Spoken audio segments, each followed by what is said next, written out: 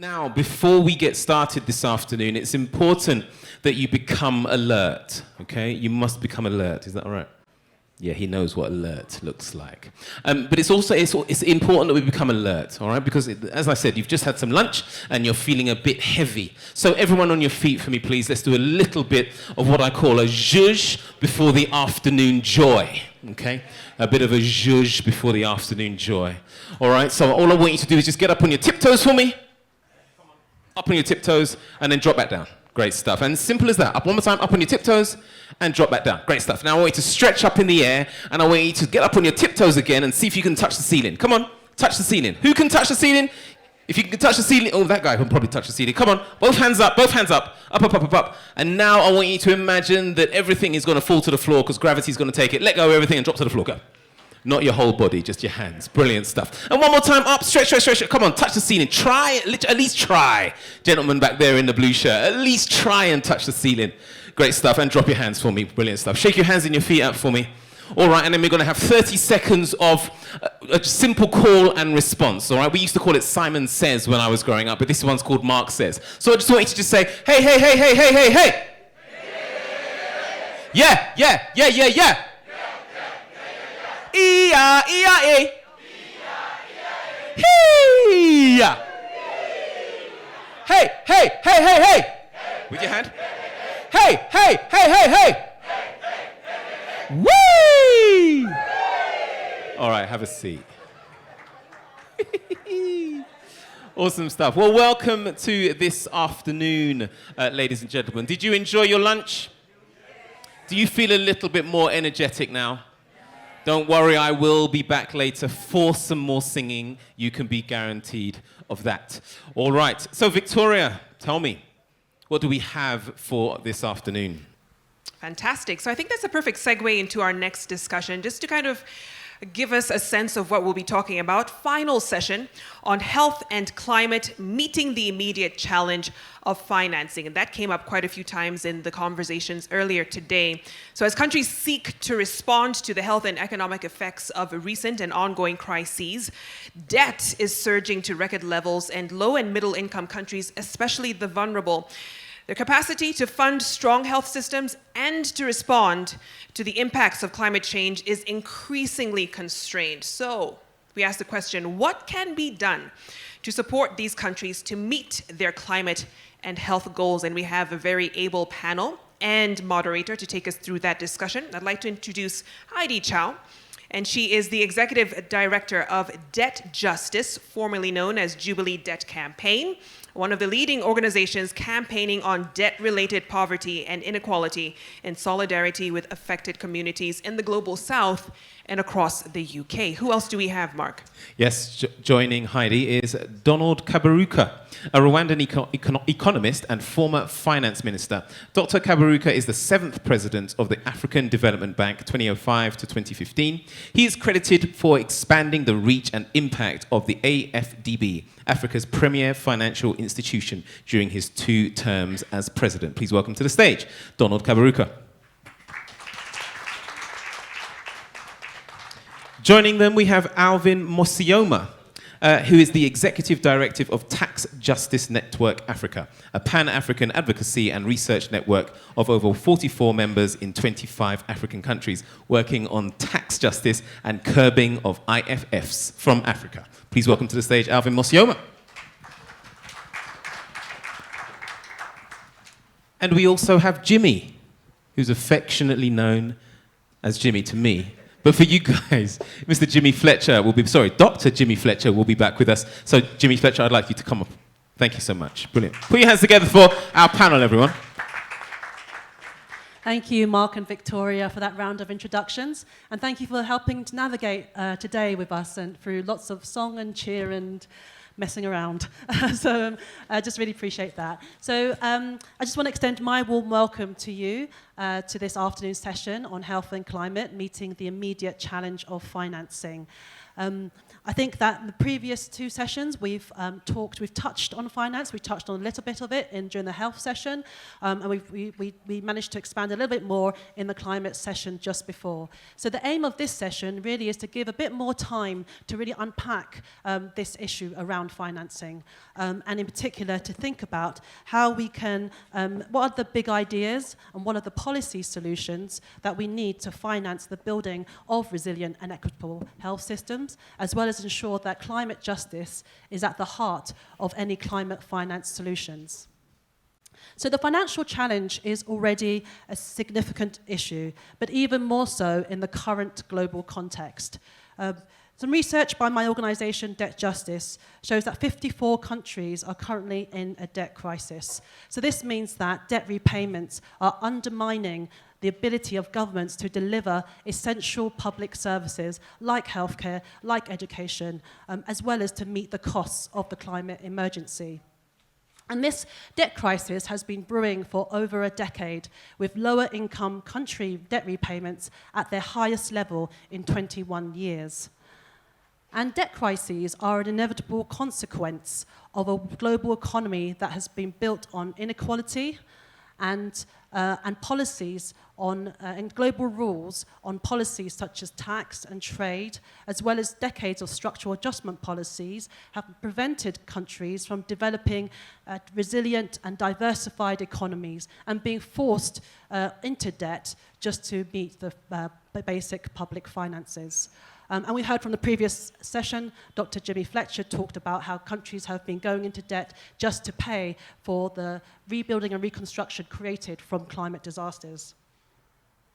And so the debt crisis was already serious before the pandemic. The pandemic then accelerated and made it much worse. But now the situation is set to worsen still.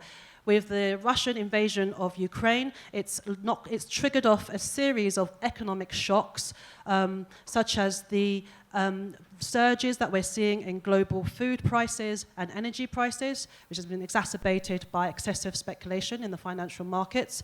We're seeing Western governments increase interest rates, which is going to make borrowing much more expensive. And the strengthening of the dollar means that governments that owe their debts in foreign currency are going to see their debt payments increase.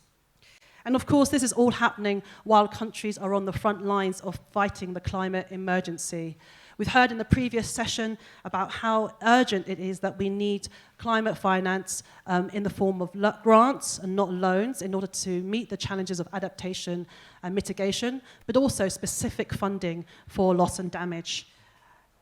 So with countries facing that perfect storm of health, debt, and climate, this session will answer the questions in terms of what are the solutions that we need to deal with these multiple intersecting crises.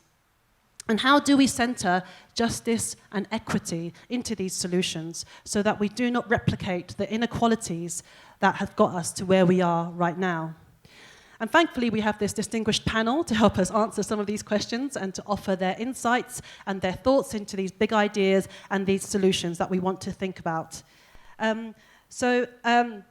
What we're going to do is I've got a couple of questions to ask the panel, and then we're going to give the floor, and then I'll give the time over to the floor where you can have your questions and make your contributions, and then I'll have another set of questions before offering it back up to the floor again. So there'll be two opportunities during this 1.5 hours for you to ask questions to our panel. So I'm going to kickstart this session by first of all asking our panelists to really reflect on the two previous sessions, really to tie up, to have a bit of connectedness between the two previous sessions we've had into this session, and to share some of their reflections around the challenges of finance. Dr. Kaburuka, I want to come to you first. I know that you weren't able to join us this morning because you were in the business forum. But as a former president of the African Development Bank and as the current chair of the Global Fund on AIDS, TB and Malaria, I would like to hear your broad thoughts and reflections on what you think the priorities are for financing climate and health.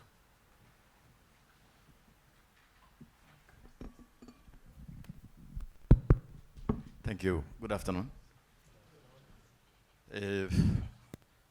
Now, as Rwandan, I want to say welcome to Rwanda. And thank you for making it to our country. For those who are not Rwandans, and for everyone else, thank you for inviting us. No, I missed this morning session, so I don't know what was discussed, but I can guess.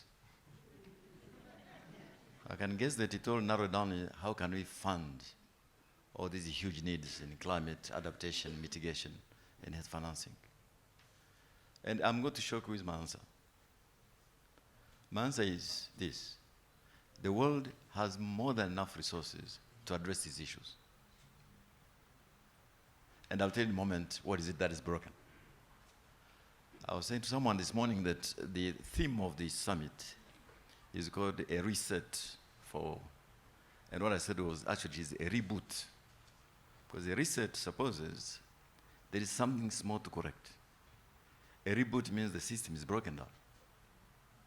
You have to reboot it. So why am I saying this?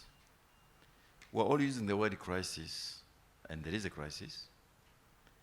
But in my lifetime, I've seen many crises.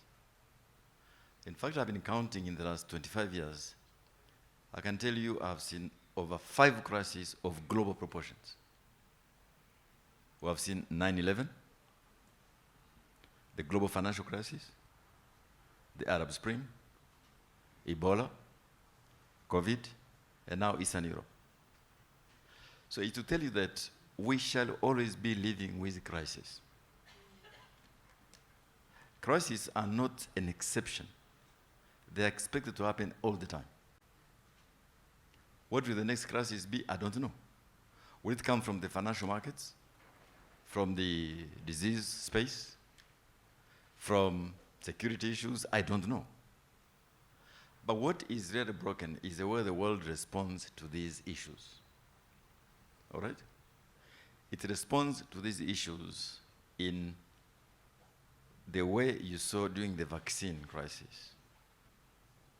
So we have a system whereby we're supposed to share the vaccines for COVID.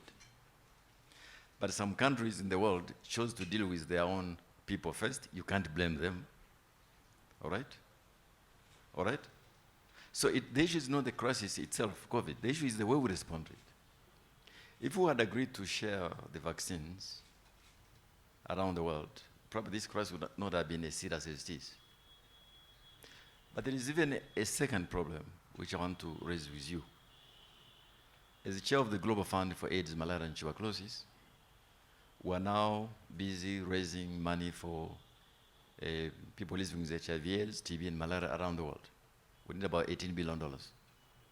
When you put in inflation, which are the highest in 2 decades, so $18 billion will mean what? $15 billion. But there's something else. But the reason we're out begging, looking for money is this, is that there is a distinct difference between what you call global health security and what you call global health equity. So, global health security is a threat like COVID, which affects the entire planet. Everybody feels threatened. In that case, the world usually responds until the problem is resolved in the global north, in the rich countries. That is no longer an issue for global health security. It's an issue of global health equity. It is left to people in the global south to deal with. You know, HIV/AIDS peaked in the northern countries around 2015 or thereabout, or even earlier, maybe earlier. But it's still a problem for the global south. But we are struggling raising money for that. Because it's not an issue of global health security, it's an issue of global health equity.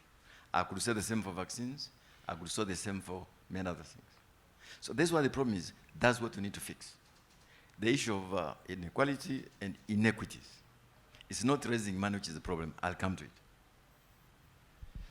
The second thing I wanted to say is that when I look at the amount of money wealthy countries put into responding to the global financial crisis, it is staggering.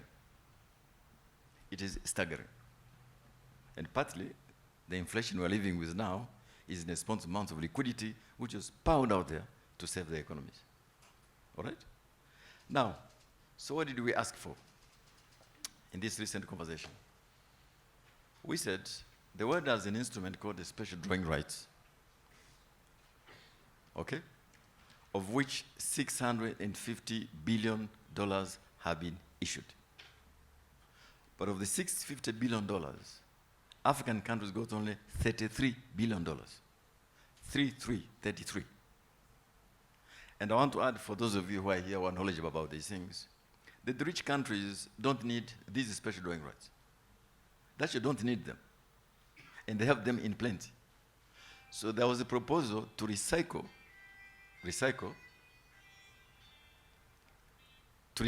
at least $200 billion. So it was possible legally, technically, and the money is available. But that is not being done.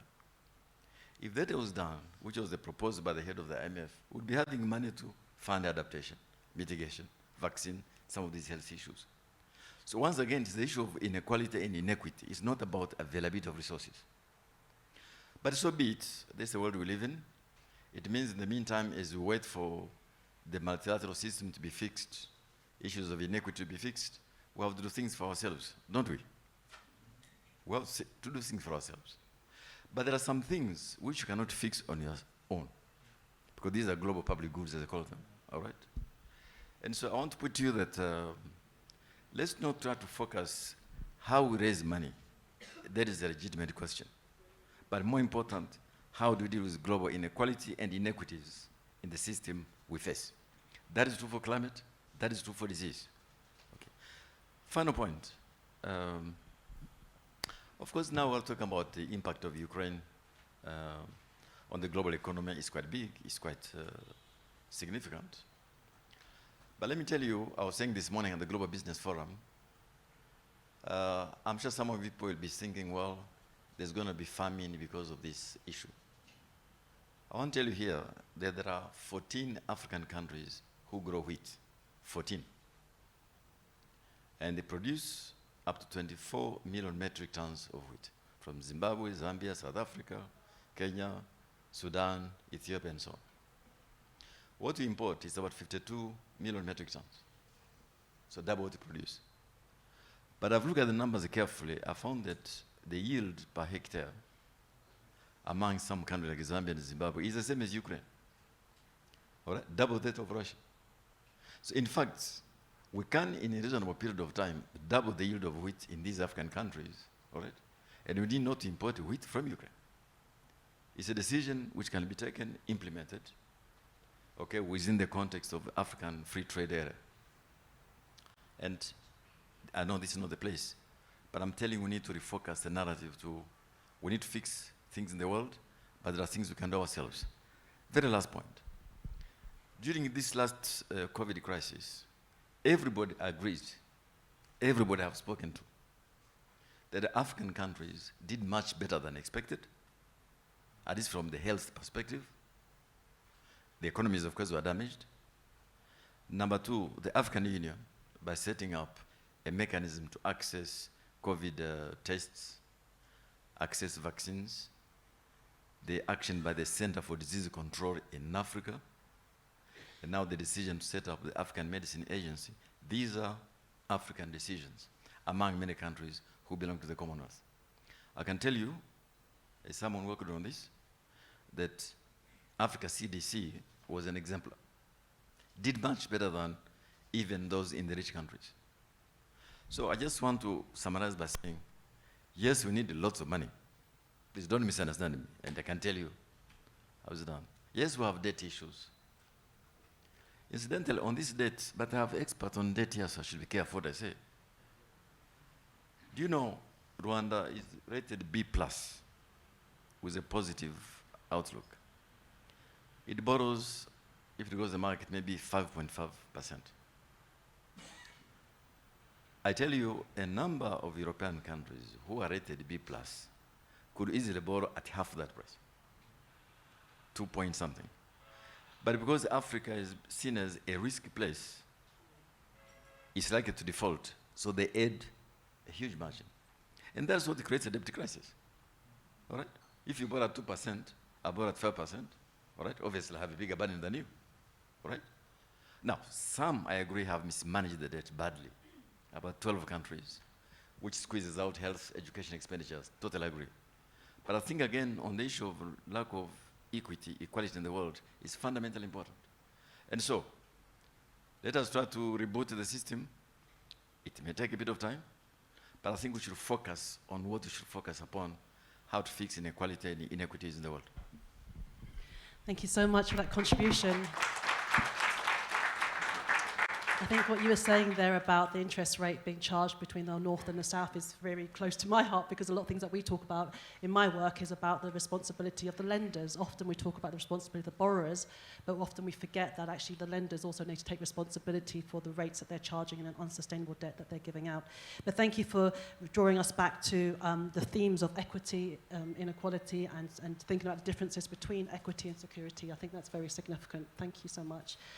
Alvin, I just want to move on to you, and in terms of, you were in the previous two sessions, and I was just wondering what are your key takeaways from those two sessions, and specifically in relation and relevance to tax, which I know is your area of expertise. Thank you very much, Heidi. This session would have just been ended with Dr. Kaberuka speaking, having such a wide experience in this space and leading economists in the continent. But allow me to just offer a few insights to some of the key things I picked this morning. Building up on what Dr. Kaberuka said, I think that the first point is that the question of financing is one that has cut across the two sessions. We have all these huge ambitions, but how do we finance them? And if there's, I think, something that we can draw out of the two recent crises, the COVID pandemic, the climate crisis that we are still in, is that yes, we might be facing the same storm, but we are not in the same boat.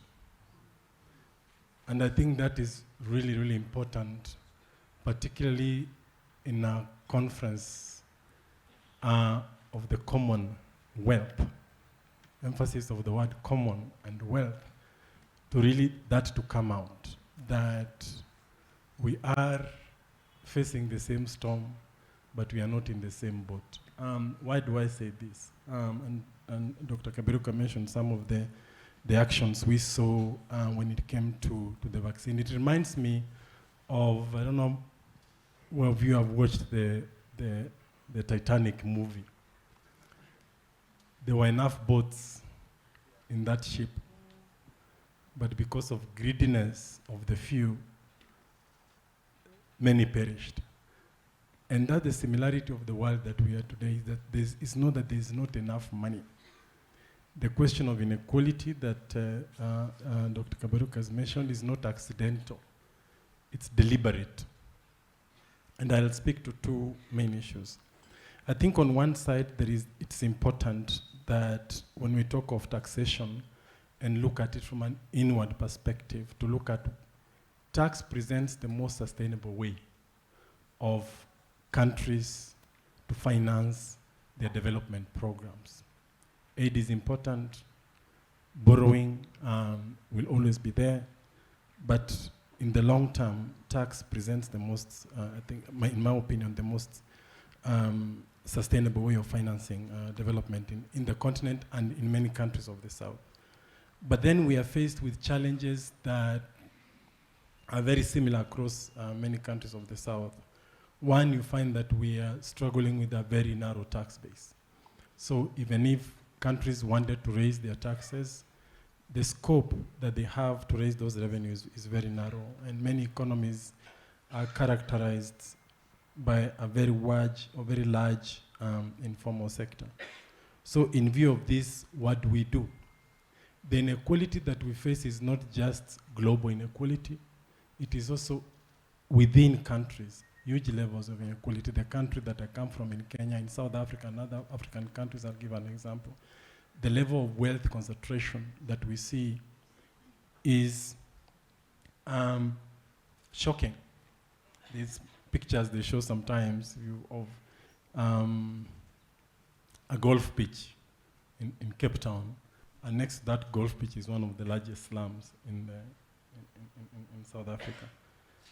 And what do you do with that? I think the conversation that came this morning about introducing innovative ways of taxing that wealth is very, very important. Looking at wealth taxation. I know Uganda, for example, recently introduced what they call taxation of the high net worth individuals, and they have been rather successful in that. So there is scope within countries, I think, to introduce different innovative ways of collecting additional revenues from the wealthy. Taxation of property, for example, as we see, this is particularly as a result of crisis, a lot of investment are going into real estate, and is becoming a booming sector across the continent. But we are struggling in terms of how do you then capture revenues from property and the real estate. And there have been different examples in Kenya, for example, where they have tried to introduce mechanisms for taxation of property. The other point is what we notice that there is, in the effort to attract investment, you find that African countries and really across the world are involved what you can call a race to the bottom, where they are providing wide range of incentives, particularly corporate tax incentives, to be able to attract this investment. And what this is resulting is countries competing against each other and significantly eroding their tax base. So here, I think that finding ways to harmonize tax system, to have regional standards either within the sub-regions, SADC, East Africa Community, or Africa-wide harmonization of tax policies as an effort to tackle harmful tax competition. These instruments, in my belief, would significantly contribute to widening the tax base of the countries of the South, and gradually win them the level of dependency that they have on external financing. But the elephant in the room really is the phenomenon that has been called termed illicit financial flows. I don't know how many of you read through the Panama Papers or the Paradise Papers. It is estimated that the most recent studies from UNCTAD indicated that African countries lose up to $89 billion annually. This is almost a third of the health investment that these countries could make if they were able to seal those loopholes. But this is not just an African problem, it's a global problem, and a big challenge, a big part of the responsibility rests with the rich countries. If you look at, for example, what you can call the crown dependencies in the UK, the City of London, they have provided what you can call the gateway vehicle that encourages tax avoidance and tax evasion, significantly denying resources that these countries would be able to get. So when we talk over common values, I think it's important for us to look ourselves in the mirror and say, what kind of systems have we put in place that are significantly undermining the capacity of countries to raise revenues from their own and support their own development? That, I think, is a very important conversation, and I'm hoping that as we talk of common values, the role that rich countries play, the role that UK plays particularly is one of the City of London is the best renowned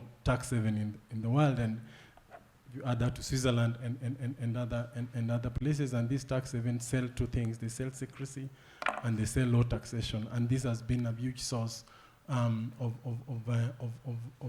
revenue leakage and undermining the capacity of countries to generate resources. Ultimately, as a close up, I think that it's important in spaces like this to also have these uncomfortable conversations about what is common about the Commonwealth. Because you find that when it comes to important spaces for policy discussions, be it within the UN, between the UNFCCC and other spaces, which hat are we wearing? You'd find most likely UK and Australia and Canada will bundle together under the G7 and significantly push for agendas and positions that are undermining the interests of countries that they say or claim to share common standards, common values. So these, I think, are questions. I don't have answers to them, But I think are discussions that we need to have, so that when we are coming to this space, when we are coming with positions, because one of the outcome of here is what would we want to take away from ministers, I think is really to ask this very fundamental question about the commonness of this Commonwealth and how we are able to push different agendas as a community. They say this, I was reading there are 2.6 billion people under the Commonwealth, and that is the voices that some of us have to represent. Thank you very much, Heidi. Thank you, Alvin, for that contribution. And thank you for your final question there when you finished off about asking about what is common about the Commonwealth, because I think that leads quite nicely to our next question about what is the responsibility of the high-income countries in the Commonwealth to low and middle income countries in the Commonwealth family. Jimmy, I just want to direct this question to you. You obviously were speaking at the last panel on climate justice. And so I just wanted to kind of move forward a little bit on from that session and to ask you, how do we move forward the discussion in multilateral spaces around reparations for loss and damage created by the climate crisis? So, and following very nicely on from responsibilities of high-income countries on this issue. Thank you. First of all, let me apologize for being the last face that you saw before lunch and the first face that you see after lunch. I think we need to frame the discussion so that we understand we're always speaking about people. And sometimes that gets lost, because in the first session this morning, when we spoke of universal healthcare, that was very clear that the focus there was on people and ensuring that everybody had access to quality health services and to basic health services. And it didn't matter what geography and what GPS coordinates you were born, what level of income you have, that you must have access to a basket of goods that would allow you to have the basic needs. And we've seen that certainly in my country and many other countries, where every now and again, I'll tell you a story, every now and again we have like a medical ship that comes in and offers free eye care or free health care, or through the generosity of the Cubans and the Venezuelans, they allow people who may have some eye problems to go up to Cuba to get eye surgery. The number of people who present themselves for diagnosis and for treatment is staggering. And what it's saying to me is that all of these people are walking around our streets with impaired vision, with headaches, with high blood pressure, with all sorts of ailments, and they dare not go to a doctor because they know, one, they can't afford to pay that doctor, and secondly, they're worried about what diagnosis they will receive because they can't afford the treatment.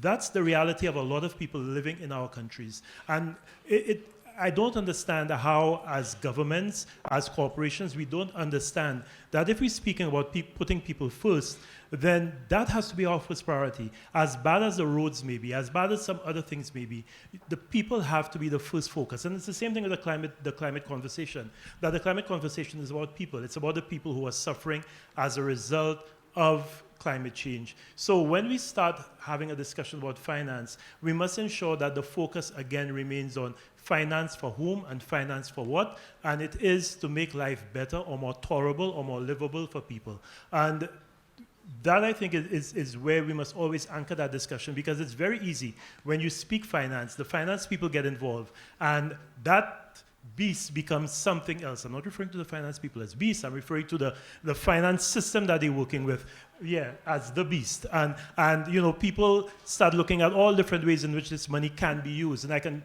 guarantee you that the last thing I said before lunch, which was for political will to evolve to the point where climate change is not seen as just the purview of the ministries and the ministers of the environment. If significant climate finance comes in, it will transform immediately, because the ministers of finance will want to know, okay, we're getting this money, how are we going to use it? And it gets diluted, and the focus again shifts away from people. So yes, we have to look at climate finance. Yes, we have to look at reparations. We also have to understand that there's a very close nexus between climate and health. Last year, unprecedented, over 200 medical journals came together and penned a joint editorial saying that the climate crisis was the biggest public health crisis facing the planet. That's in the midst of COVID.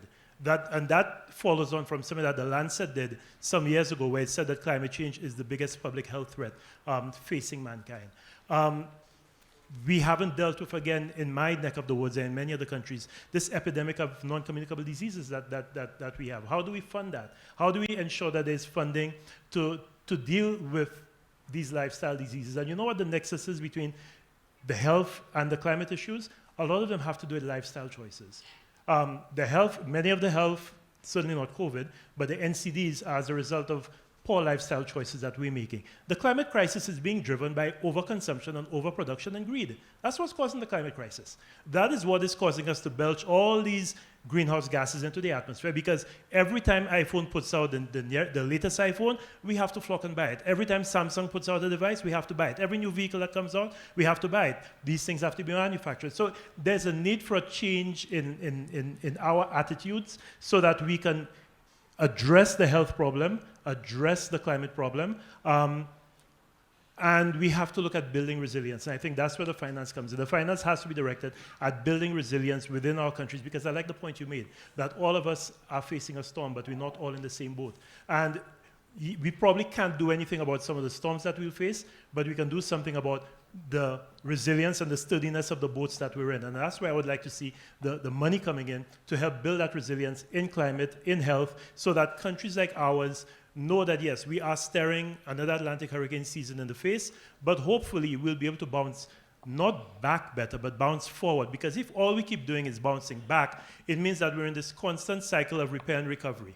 And many of our countries are in this constant cycle of repair and recovery. 2030 Development Agenda, Sustainable Development Goals, we're not going to achieve them because we're not moving forward. Every time we take a step forward, there's a hurricane or something happens. So we have to change the narrative from bouncing back to bouncing forward. That's where the resilience comes in. So absolutely reparations, but I know where that'll go. As I said before lunch, we can't get the developed countries to have a conversation about loss and damage because they're petrified about any conversation to do with liability and compensation. So we have to find a way to get those finance flows coming to us. But also internally, we have to put our own houses in order so that when the money does come in, we use it properly.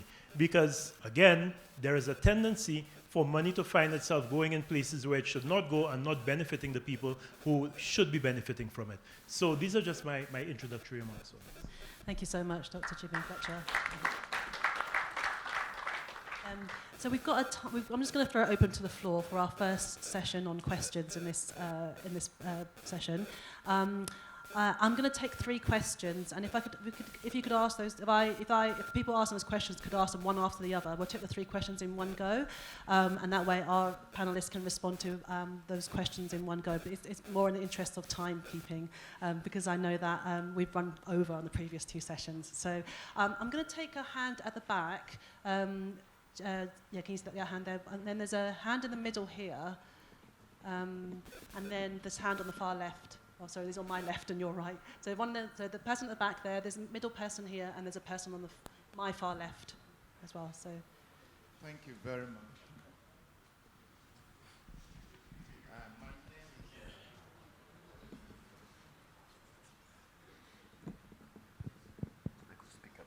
My name is Akani Enentia.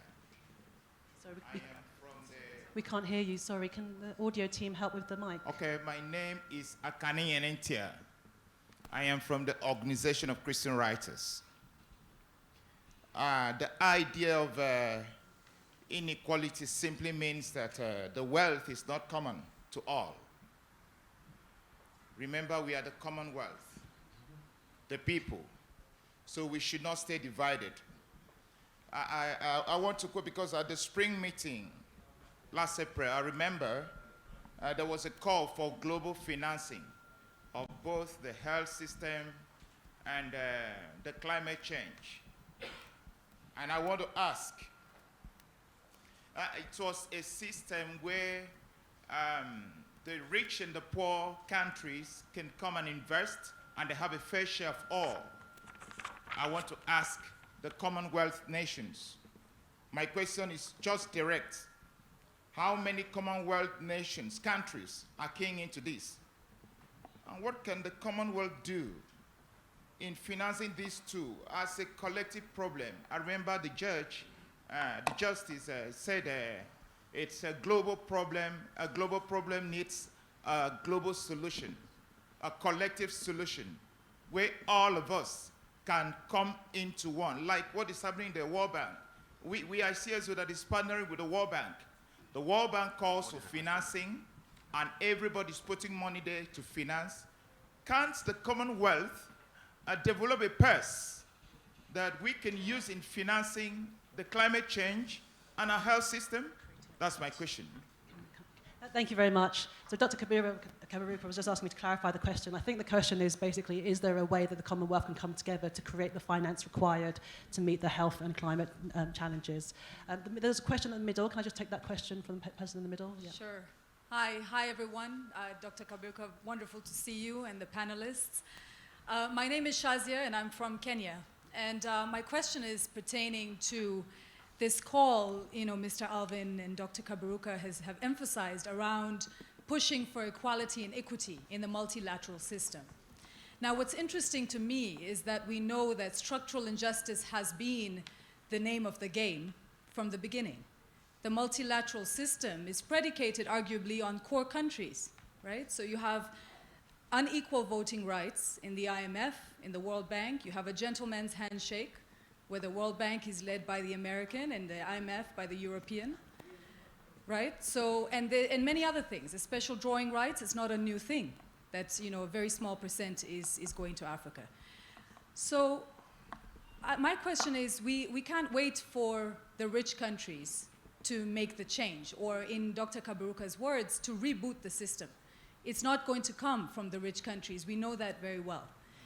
So what are we doing as the developing countries, as, so to speak, the global south, to really push for this equity and this rebooting of the multilateral system? And have there been any success stories in the past decade? Thank you. Thank you very much. And then the person, on this left here, at the front left,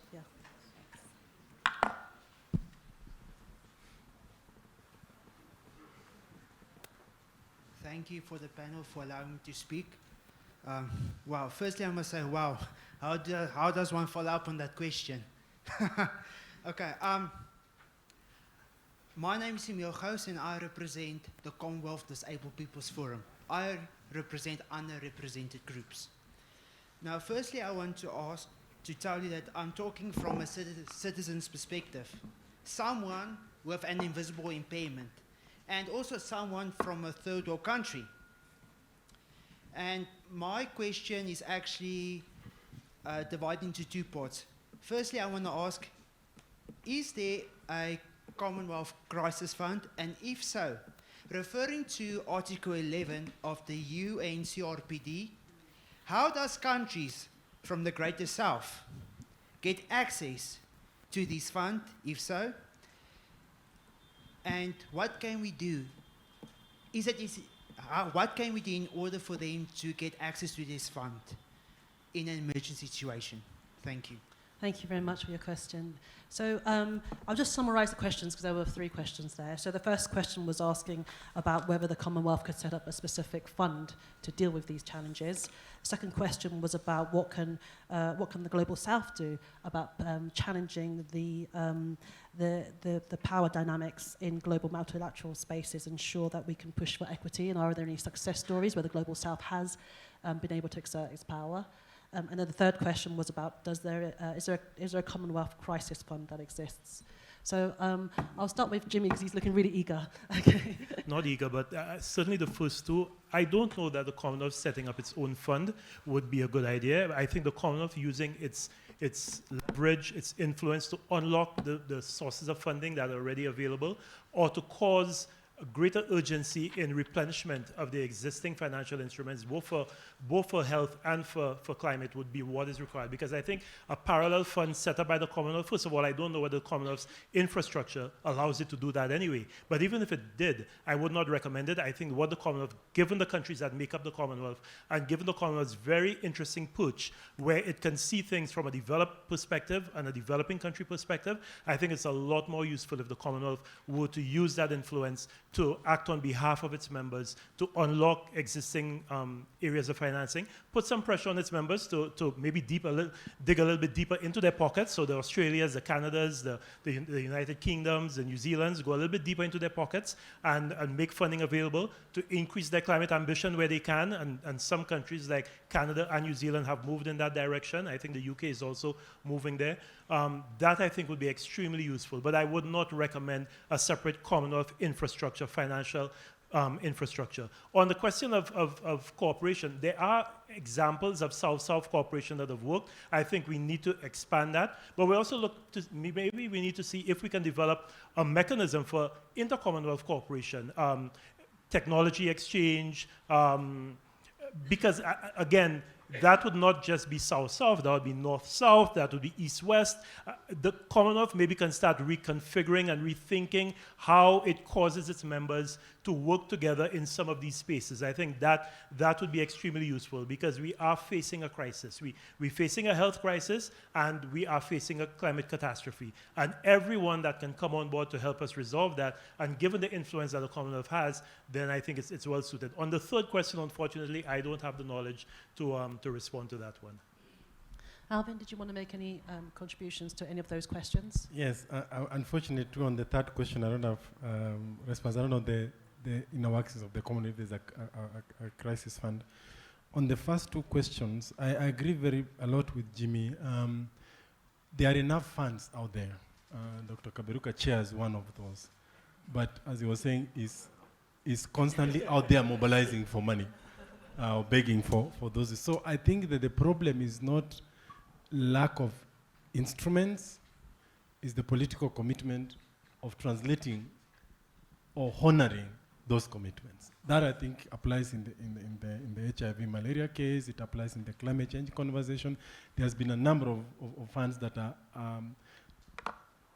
totally underfunded. There are funds that are underfunded, and those that are funded, they are so hamstrung that you cannot be able to access it.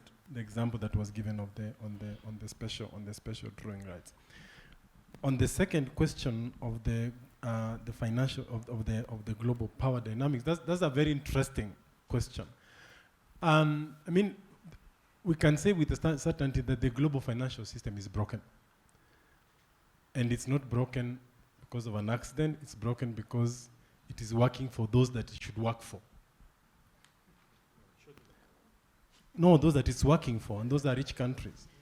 And I can specifically speak on the tax side. The decisions on where companies report their profits, particularly in this era of digitization, where Apple and Amazon and Facebook, where they report their profits, are made under the OECD framework. OECD is a group of rich countries that come together. Your guess is as good as mine where they would want those profits reported. So I think that there is a responsibility on one side, us, and this brings the point I was talking about, being in the same storm, but not in the same boat. There is a responsibility, poor countries or developing countries or whatever title you want to give them, to come together in solidarity. And we have seen great examples at the African Union level. Dr. Kabru gave some examples in the area of health, of coming together and pushing their own interest. Because what we have realized that when it matters, in spaces where it matters, be it in the COVID vaccine conversation, be it in the WTO, be it in the OECD, rich countries will always band together and protect their interests. That is proven over and over again in the same case in the climate. And these lessons, I think, are lessons that we need to draw as developing countries and see what kind of formations do we need to have that pushes our interest within the UN. And one of the things that my organization and other civil society organizations that are working in the tax space have been pushing is, how do you move the mandate of reforming the global tax system away from the OECD and locate it within the UN system, where you have a more democratic. It doesn't deliver all the solutions, but at least from a democratic efficient system, I think it represents a more representative space. Thank you, Alvin. And Dr. Gabaruka, would you like to answer any of those questions? Yeah, I'll just begin by disagreeing with my neighbor. I'm not sure if the UN is democratic. Certainly, for a continent like us, excluded totally from the Security Council, I really cannot say that is a democracy at its best. No. It's, now, I'm not saying that I would be an advocate now for reform of the Security Council. It's a waste of time. Because even then Security Council is no longer working for the powerful ones. So, and this sets me to what I want to say, to bring you back to some frank reality. Whether it is the global north, global south, the world has moved on. And even the rich countries must understand that. I think there is a denial which has to be covered. So let me give an example. So take this issue of Ukraine and Russia. You can be sure now that the countries in Western Europe, I know you are appealing to them for more money for health, for education, for climate. Forget it. They are focused on three things. They are focused on increasing the defense expenditures. They realize that they have been underspending on defense. Germany has always announced it will increase to 2.2% of GDP, and German's GDP is big. That is big spending. Second, they'll be focusing on their own energy security, because they have realized they're relying too much on Russian gas and oil. And thirdly, the cost of reconstruction in Ukraine and related to it. But they'll be focused. Not on these issues we're discussing. Yeah. So, it is important you understand this. Because if you begin from something has happened in the world, we then focus on what actually can be done. And this is why I mentioned the issue of the special drawing rights. So the special drawing rights, without being too technical, is something you can exchange for real money, for dollars or euros, okay? And each country is allocated a certain number. Shazia, to come to your question, the bigger your economy, the more SDRs you have. Okay? The smaller you are, the smaller amount you have. I think Rwanda here must have got, in the recent allocation, maybe about $200 million. But you're talking about $650 billion SDRs which are issued. And they're idle. So, if the wealthy members of the Commonwealth wanted to say, look, let us do something for this family and the values, recycle at least $200 billion, that'd be a good place to start. Because it is costless to you, you don't need it, and it's possible. And that was what I understood to be the low-hanging fruit for all of us. Second point I want to make, you know, again, without being too technical for the people in the climate space, every 150 years, the world goes through an industrial revolution. Every 150 years. The first one, led by the UK, was based on coal. The second one, led by the US, was based on oil. The third one is being led by China and is based on renewables. Not only renewables, but China is now leading the world in that space, renewables and digital. And for countries in the global south of the Commonwealth, when we think about climate, it's sort of think about where will the jobs of the future come from, and they will come from that space. Just what China has done over the last 30 years, transiting from dependence on fossil fuels to renewables. Now, what is the problem with many countries in the global south? A lot of those things involved in the transition are metals available in Africa. Cobalt, of which data says 2/3 of the global supplies, copper.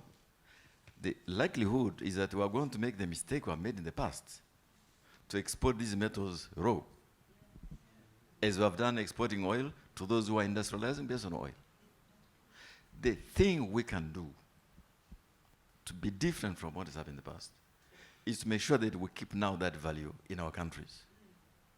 Because if you do,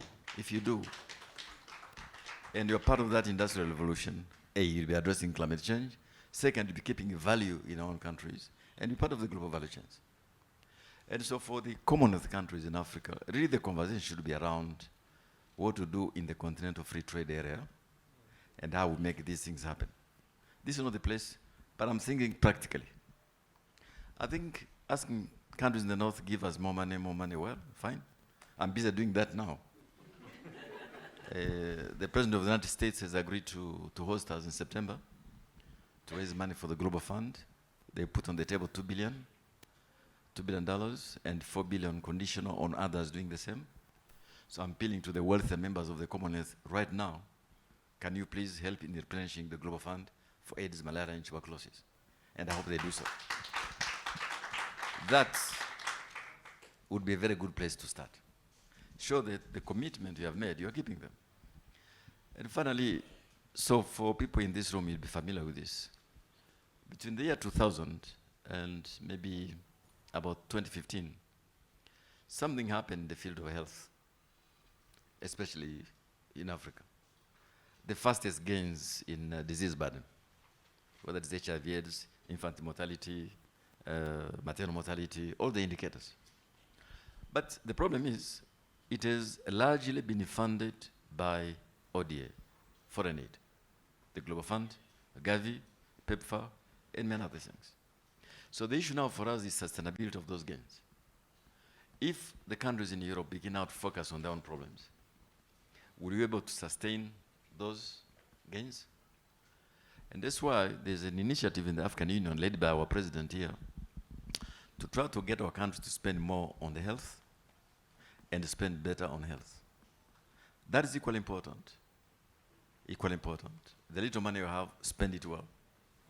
There is evidence, for example, that in the health sector in many African countries, the total level of waste could be anywhere between 30 and 40%. I don't want to go into details. So there are things you can do which are practical now, today, and tomorrow. And finally, on the issue of large international companies, you know, eroding the base and shifting the profits, that's the biggest scandal of the century. Because our countries are competing, you call it the race to the bottom. Who will give more advantages, tax holidays, benefits? Those guys don't need tax holidays, all right? They need good policies. They need sound policies. They need security. They need governments which function. But we compete giving them these advantages. We undermine our own tax base, giving them something they don't need. So, but that's another conversation. Now, finally, Shazia, to your question, good to see you. Reform of international organizations, well, good luck. I am sitting right now in a panel put in place by the Secretary General of the UN. They call it International Panel on Effective Multilateralism. How do you reform the UN? How do you reform the World Bank, the IMF, WTO, and all this? We're trying. But I know where it will end. Because the system we have now is a child of the Second World War. So those who won the Second World War put up a system which works for them. So many of us have had to fit in, right? So this is why you find, for example, the total African continent in the IMF or World Bank, we were only for 3%. 3%. The US was for 16%. By the way, even China tried to get the quota reform, they failed. So when the Chinese failed to get reform of the IMF and the World Bank, they set up their own institution in Beijing, all right? The Asia Infrastructure Bank. This is how they respond. Again, we have to figure out, if we can't reform these international organizations, what form of regionalism do we need? How do we strengthen the African Union? How do we strengthen the continental free trade area, the regional organizations? You could have multilateralism through regionalism, all right? But to believe that we'll get to a point where the rich countries act against their own interests, that will take a long time. I hope it happens, but it will take a long time. But we can build our own institutions to the point where you have a multilateral system based on regionalism. Look at the European Union, what's happening now, right? They're acting together. Look at ASEAN, and so on. And I want to end on this. I don't want to dominate this conversation. by saying that even the system put in place in 1945, by 1972-3, you're not familiar with this, maybe some of you, when the Americans removed the convertibility of the dollar. You know, in those days, there's something called the fixed exchange rate. If you have an ounce of gold, you'll get so many dollars. So it was fixed. Now, because the American economy was weak, suddenly the president of the US said, no, no, forget it, right? I cannot guarantee that price. So we're going to flexible exchange rate, so effective devaluation, all right? And then next year, there was a huge oil crisis, which multiplied 4 times the price of oil, from $3 to $12, all right? Musoni might have been as young as, you remember that? It was a crisis as big as this one. What the rich countries did was set up a club called the G7 to look after their own issues. What the oil exporting countries did was set up a club called OPEC, all right? So you see, there is always a response which is regional. Further down the road in 2008, when there was a global financial crisis, even the G7 was no longer fit for purpose. Now they set up the G20, by the way, in which Africa is excluded, in which large countries in the Commonwealth like Bangladesh are excluded. Okay? So you have countries which control about 90% of world production, having this club, which they use to resolve their own issues, or they invite us as guests. Yeah. Or once in a while, Bangladesh is invited. Once in a while, African Union is invited, and so on. But you go as guests, and you know, as a guest, you know your place. So, Shazi, I really don't believe that we should be too expecting of a big reform, a big bang in the IFIs. I think it will be incremental. It will be issue-based. And I think the way I look at things, we are going to looking for regional solutions, which you can find, of course, in some parts of the Commonwealth.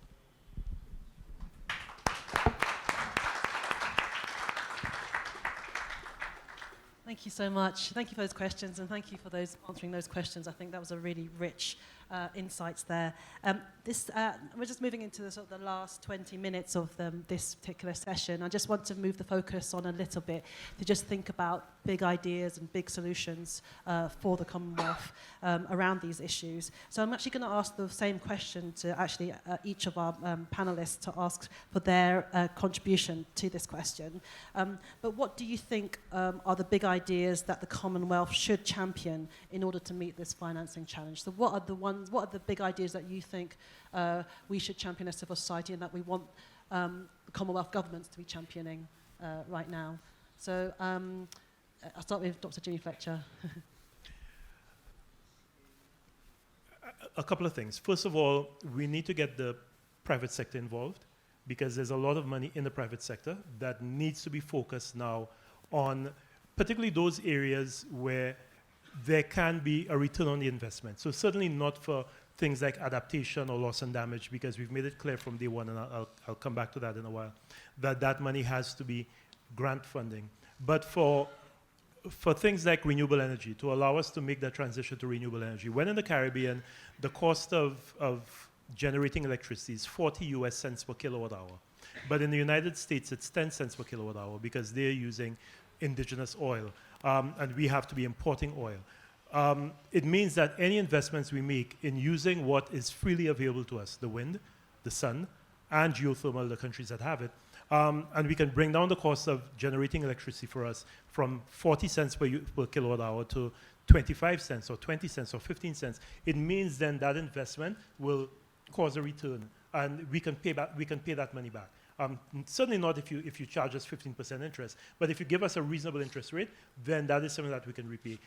The good thing is that we're seeing the private banks and the multilateral development banks understanding that they have a commitment there. So for example, within the multilateral development system, there is a move that they all have to show compliance with the goals of the Paris Agreement. So there are 6 building blocks that they have set up, where every single multilateral development bank must show that it is moving towards compliance with the goals of the Paris Agreement, and not just compliance, but even where the investments it's making are transformational. So there are certain things, for example, that they should not be doing. They should not be funding new investments in fossil fuel. They should not be putting money into things, into manufacturing industries that are extractive. The private banking system now is moving towards ESG, environmental, social, and governance standards, where they're being asked to commit to certain standards for the environment, for social responsibility, and for governance. Well, governance has always been there for the private banking system, things like anti-money laundering and all of these things. But now they're being asked to look at other things, look at equity, look at inclusion within the social pillar, but look at environmental issues. So that is something that is, I think, very positive, because it's showing that the private sector is focused in that area. We have to look at debt swaps. I mean, for all of our countries, we have a very limited fiscal space that we can operate under, because, as I said earlier, we have heavy debt burdens, and the reason we have that debt burden is because we're in this constant cycle of repair and recovery. We have to be borrowing money every time a hurricane or something hits for us to recover from it. We now have to look for a debt for climate or debt for environment swaps, where we can get some of that debt pardon. The problem for some of us, particularly some of our Caribbean countries, and mine is that way, is that a lot of the debt we're carrying is private sector debt. So it's not debt that's owed to the World Bank or debt that's owed to the IMF, and that's not easily pardonable. So how do you get the private sector now involved? And I know, Heidi, that that's an area that you're working in, but that is an area I think we have to look at. How do we work these debt for climate swaps to increase the space for these countries to operate? Because as it is right now, they can't fund their critical developmental issues, their social developmental issues. And the third thing really is insisting that the finance flows for adaptation and for loss and damage have to be grant funds. It is unconscionable for the countries that caused the crisis, that are putting so many parts of Africa and countries in the Pacific, islands in the Pacific and the Caribbean in peril, to ask them to borrow money from you at high interest rates for them to recover to the problem, to the crisis that you have caused. That does not make sense. That is unconscionable, that's immoral, there are all sorts of things I can use to describe that. But that is what is being said now, that yes, you want money, we will make money available through the Green Climate Fund and through other funds, but you have to borrow that money. I cannot borrow money to respond to a crisis that you cause. You have to make that money available to me, and I think that's an issue, again, where the Commonwealth can exert some of its influence, not just within its own space of countries, but the United States is a very good partner of the UK and Australia and others. Put some pressure on them. Put some pressure on the EU so that we can cause those finance flows to happen. So I think those, Heidi, for me, would be the three major areas. That's great. Thank you very much for that, Jimmy. Alvin, what would be your big idea that you would want Commonwealth to champion? Very brief. The big idea that I'd like everyone to champion, including the Commonwealth, is spelled TAX. A wise man once said, tax is the price we pay to live in a civilized society. I don't think that we're going to depend on the largesse and the goodness of rich countries to solve current crisis and the crisis that will be coming. I think that tax, and looking at it at 3 levels, domestically, looking at the opportunities that are available to increase and expand the tax base, and I gave some of those examples: taxation of the wealth, taxation of property, taxation of the digital sector. In many countries, Kenya and other countries where I come from, the digital sector is booming. And this presents a huge opportunity to grow the fiscal space for countries. And beyond just the revenue potential that tax has, it is the glue that binds citizens and their government. It creates the necessary accountability mechanism.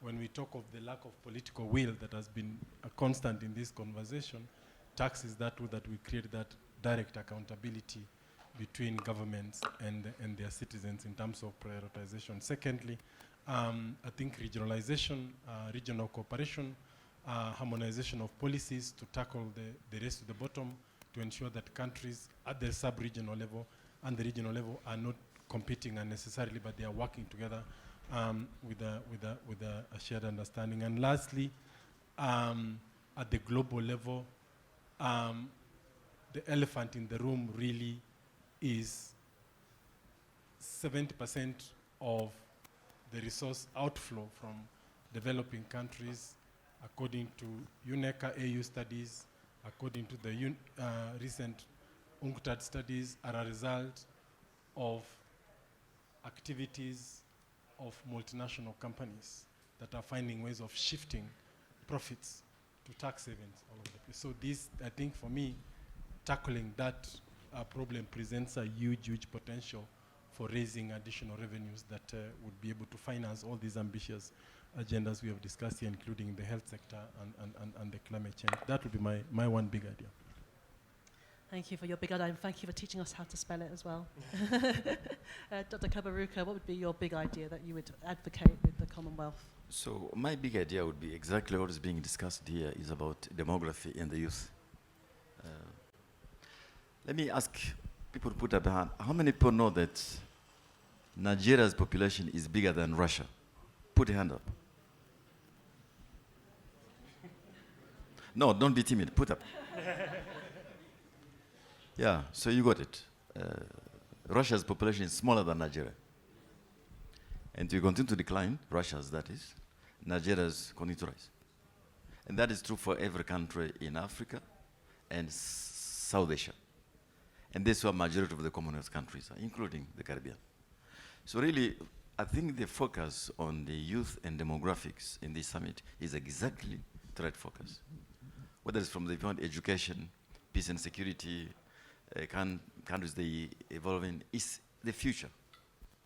Even the older members of the Commonwealth, like the UK, must understand that at some point the demographics are going down, the rest of the Commonwealth is going up. So the focus on the youth, the education, the digital, green transition is the way to go. It's the number one, number two issue. I think the choice is a good one, but it must be meaningful. The second thing which I think the Commonwealth can focus on is this issue of the just energy transition. Yeah, I just mentioned we have to transit to new forms of energy, but it has to be just, fair, equitable. To small island countries, to other countries who are trying to make the effort, it has to be fair and just. And then asking for charity. It's not asking for too much. It's in the interest of all. I think there's a way to approach it where actually it can be mutually beneficial. Why don't they tax carbon in the richer part of the Commonwealth? And if they tax carbon at $24 per, right? That would be more than enough actually to fund some of these programs. I'm not saying it would happen, but it's something we should champion. Because it will be at once helping them with their own energy transition and also enabling them to get resources to transit. Now finally, if this was before the crisis in Ukraine, I'd have said something which I don't know how to frame. Some people a couple of years ago looked at the level of defense spending in the G8 countries, staggering, especially on nuclear, right? The amount of investment in nuclear capabilities of all these countries.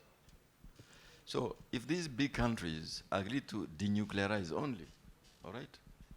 Someone had called it the peace dividend, which could fund all the SDGs put together, all right? And you're asking everybody to denuclearize at the same time, okay? But that was before the current crisis. I think we're going the opposite direction.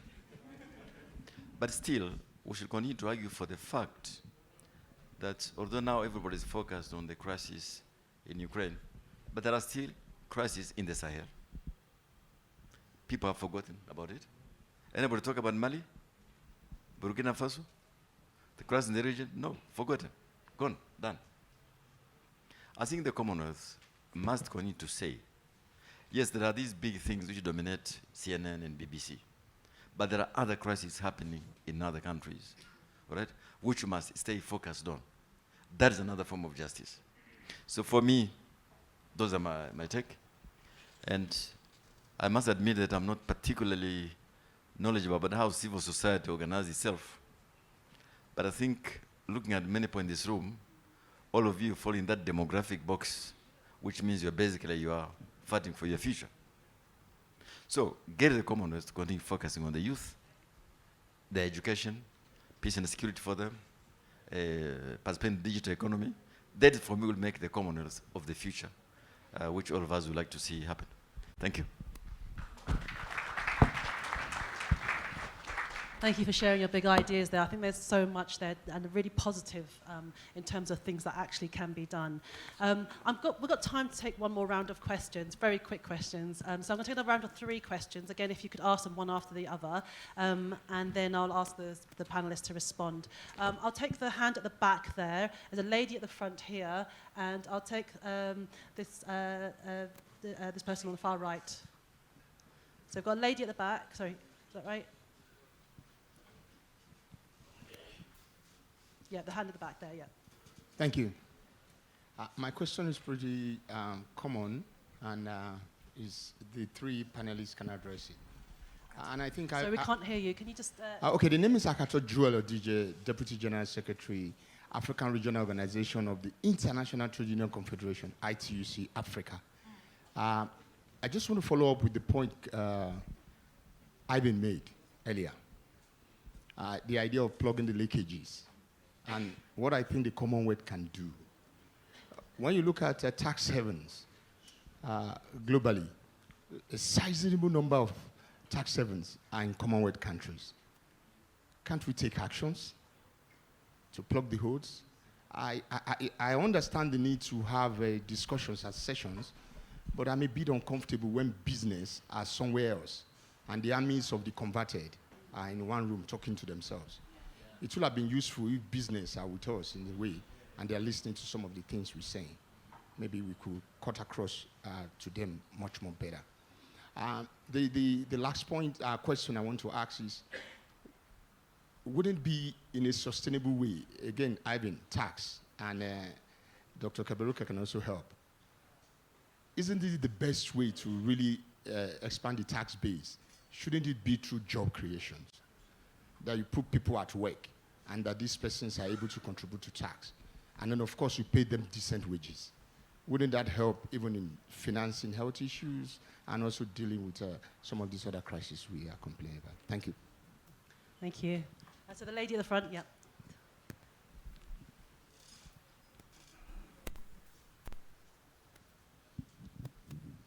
Thank you very much. My name is Cecilia Senu. I'm from Ghana. I'm a civil society person. I sat on the Ghana CCM as a chair. My question goes to Dr. Kaberuka. I know Global Fund, for the past 20 years, has saved 44 million lives of persons living with HIV, TB, and malaria. And I'm one of those people whose lives have been saved by the Global Fund. Now, the Global Fund is raising funds to continue saving our lives.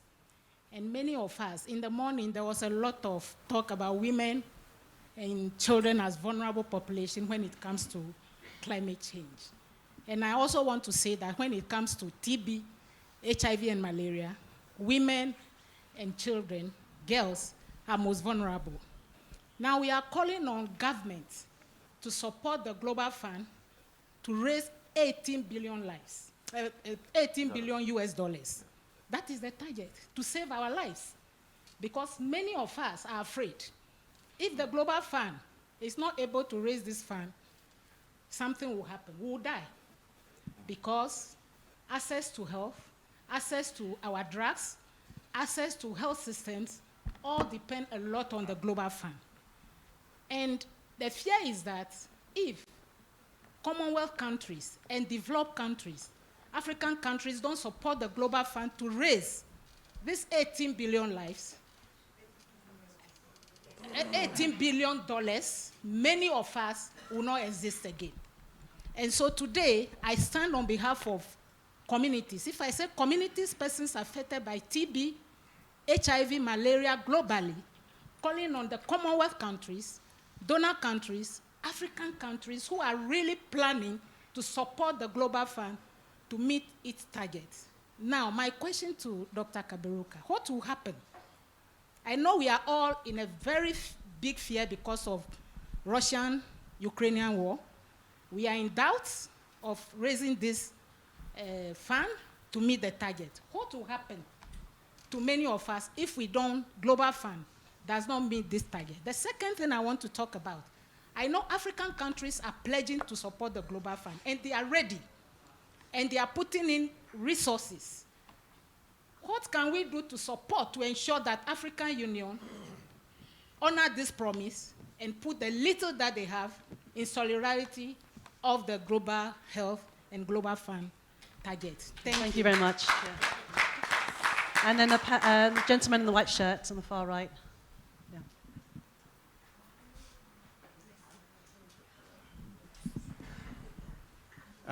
Thank you. I was already introduced in the previous session, but this, my name is Ravi Rananelia from the Institute for Health Policy in Sri Lanka. I want to just mention two things and then ask the question. So I really like the analogy that was brought up several times of the storm, right? It seems to me for many of these problems, we're in this huge storm which is threatening to drown us. And the reality is the people who caused the storm, they grabbed the bigger boats, right? And those bigger boats have fewer holes in them.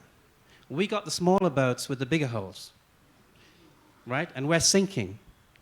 And we could spend our time we ask the people in the bigger boats to help us, and they're not really interested in giving us much help. And we could shout till the end of the night, we'll drown before they'll give us any help. That's the reality. It's just to ask them to help us. It's just to blame them for the storm. But what would you do in that situation? If you're in the small boat, what will you do? You will start bailing out your own boat first.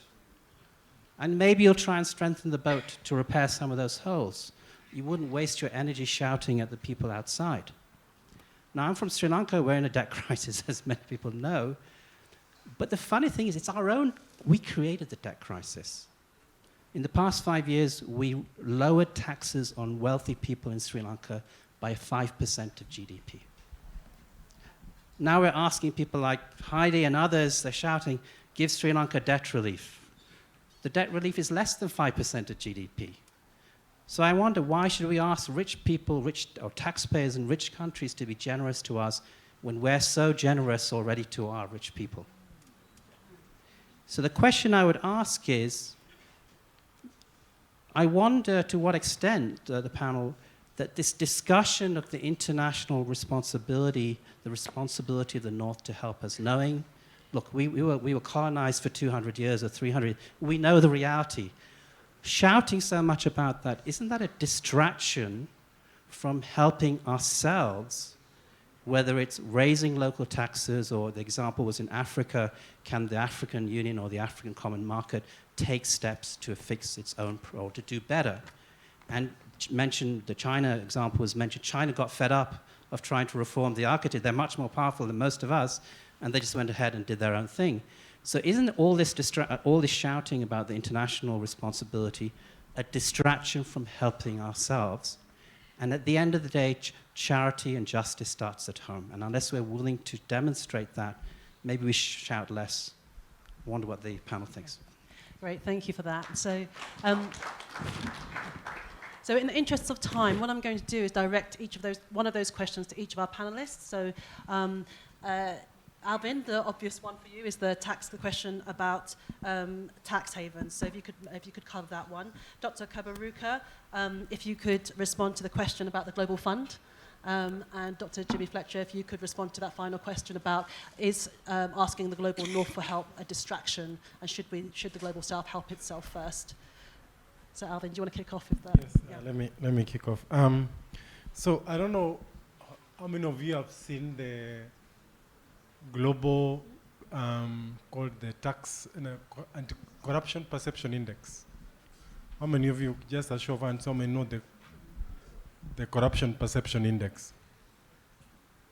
If you look at that list, the first on the top, number 1 to around number 50, will likely be countries in this room, Commonwealth countries. Nigeria, Kenya, they'll be on the top of the list. If you go at the bottom of that list, who do you find? You equally find some countries of the Commonwealth. UK. Why? Because they are perceived to be the most clean. Job, I'm answering your question about tax havens. You loot money from one place, keep it in the other. You look at the person that is looting is corrupt. Where he kept the loot is the cleanest part of it.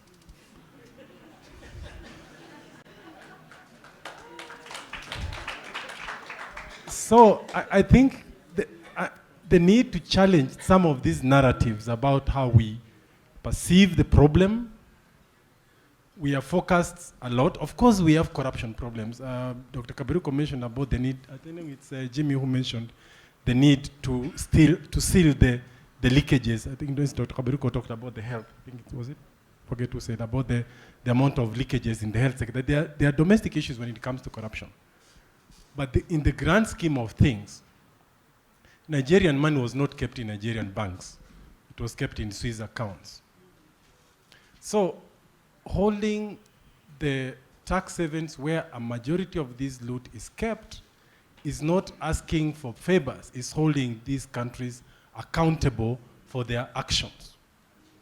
Sorry, I jumped into the question, but I think they were related. I think that the need for, particularly in the Commonwealth space, to ask about the beggar thy neighbor policies.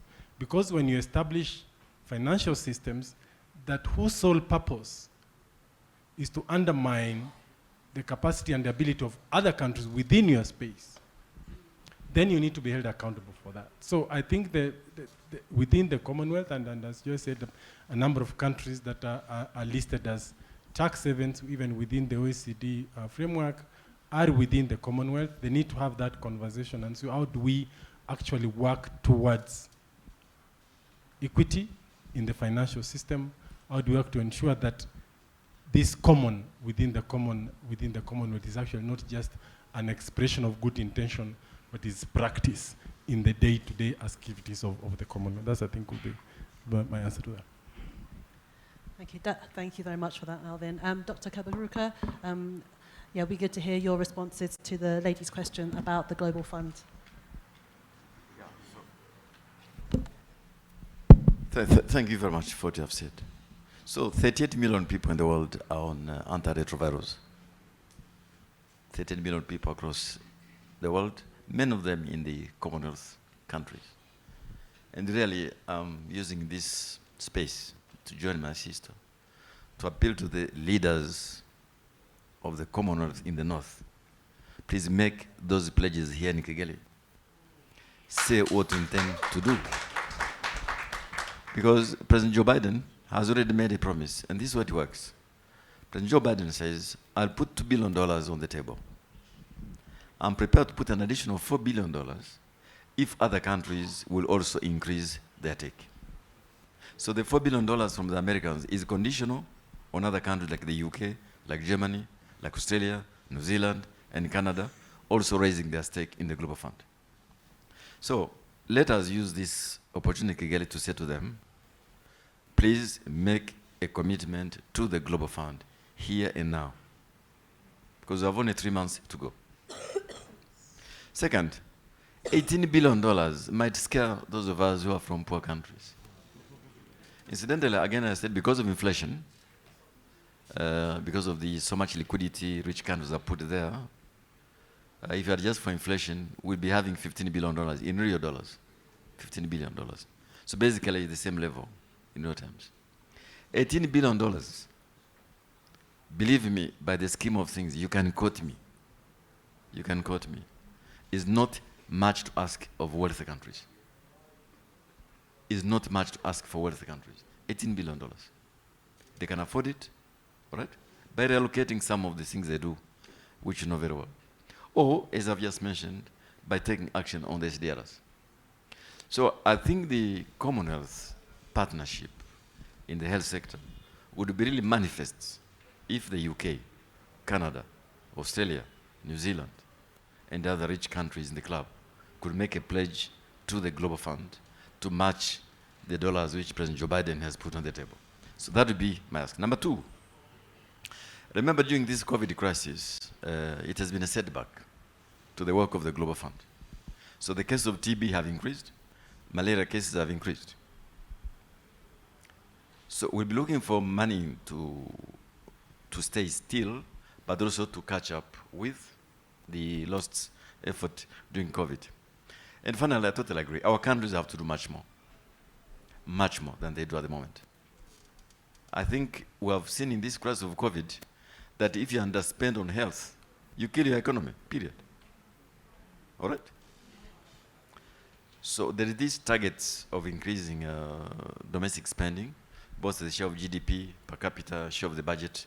I think countries like Rwanda have been very hard to respect them. I expect all other countries to do so. At the beginning of this replenishment, 5 African countries came together, the president of Rwanda, the president of Kenya, the president of South Africa, the president of DRC, and the president of Senegal to launch the replenishment. That is the African commitment.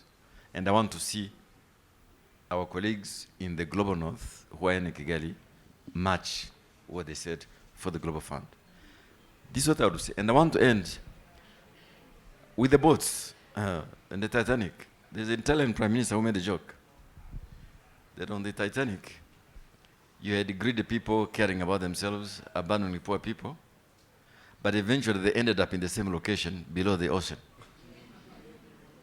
Sometimes in this global system we're in, when rich countries forget their global commitments, because they're on the first class of the Titanic, on climate change, on pandemics, the destination will be the same. Some might get there faster than others. So I think we have here an issue of national interest combined with common interest. We use a lot of the word common interest in the Commonwealth. So let us see what happens in Kigali for the Global Fund. But thank you for asking, and you are sure you have our support.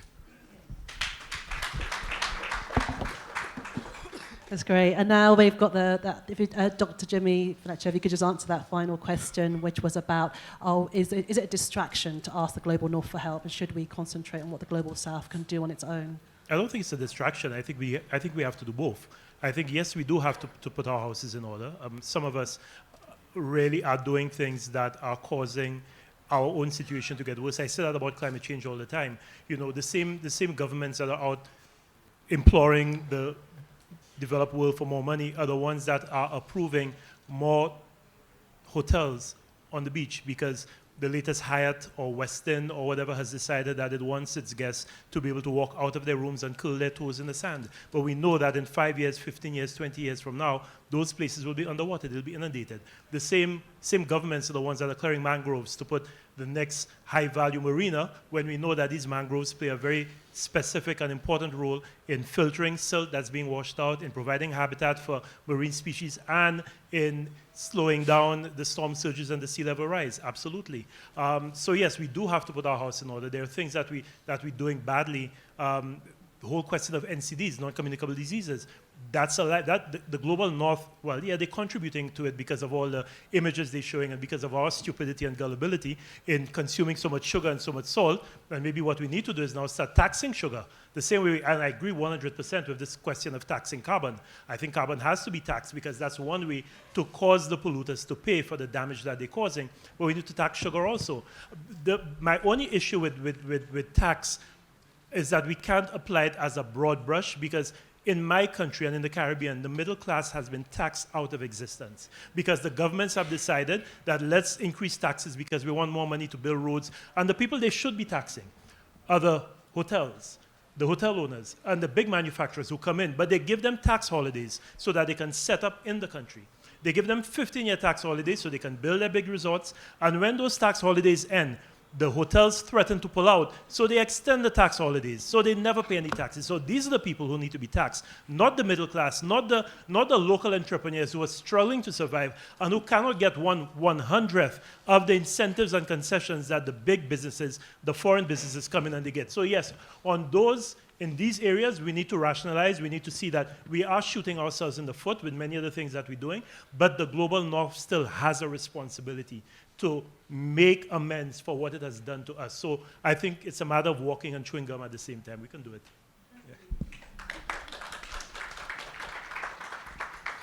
Thank you so much. Thank you for those really excellent questions. Thank you for our panelists for their excellent answers. I think I've taken a lot out of this session, not least the message that we do have the resources, that we are in the same storm but not in the same boat, and actually that tells us that what we need to do is challenge the underlying inequality in global governance, in our global economy.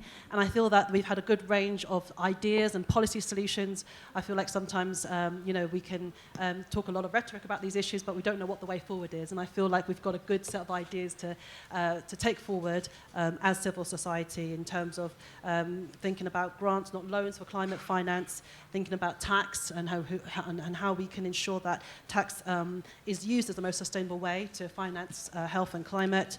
SDRs, definitely very important and something that is almost like you said, free money if we can access it. And also thinking about the youth. So I just want to say thank you for your engagement and your attention on this issue. I also want to say thank you to the organisers for making health and climate a priority for the theme for this day one of the Commonwealth People's Forum. I saw something on Twitter the other day which said that we need to stop talking about the pandemic as if it's in the past and to stop talking about the climate crisis as if it's in the future. And I feel like that's exactly what we've done today. We've put health and climate into the centre of our discussions and our deliberations. So thank you so much for your concentration after a long day of listening and engaging. Thank you very much.